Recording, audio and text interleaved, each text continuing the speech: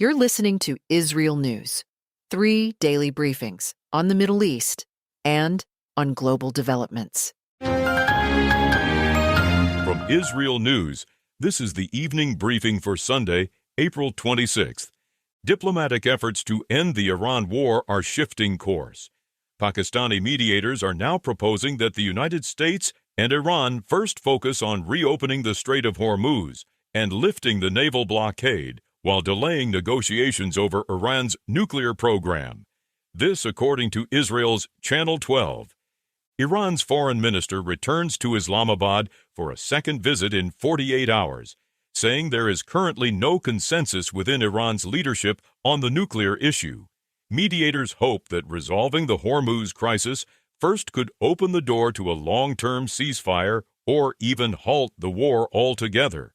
But questions remain over whether President Trump will accept such a framework. With military pressure reduced, the naval blockade remains Washington's primary leverage, and removing it could significantly weaken U.S. negotiating power on nuclear concessions. In northern Israel, ongoing Hezbollah attacks are driving new security restrictions. The Israeli military is capping public gatherings at 1,500 people in frontline communities and areas near Mount Meron. Local leaders along the northern border say they will independently suspend schools and transportation services beginning Tuesday, arguing that despite official ceasefire declarations, the continued rocket, drone, and siren threats leave children at unacceptable risk.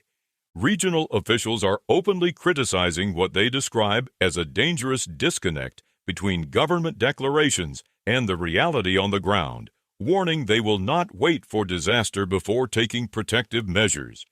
Meanwhile, the United States Embassy in London has issued an unusual security warning, urging Americans in Britain and across Europe to exercise heightened caution near Jewish and American institutions. The warning follows a wave of violent antisemitic attacks, including synagogue arsons, attempted firebombings, and what British authorities increasingly suspect may involve operatives or proxies linked to the Iranian regime. British Prime Minister Keir Starmer is pledging stronger anti-terror legislation and says the United Kingdom is moving toward formally designating Iran's Revolutionary Guard Corps as a terrorist organization. Security has been significantly increased around Jewish institutions across London as investigators work to dismantle networks behind what officials describe as a coordinated campaign of intimidation. Across Europe and the United States, officials warn that rising anti-Semitic violence is creating an increasingly dangerous security climate for Jewish communities and Western institutions alike. Those are the latest headlines from IsReal News.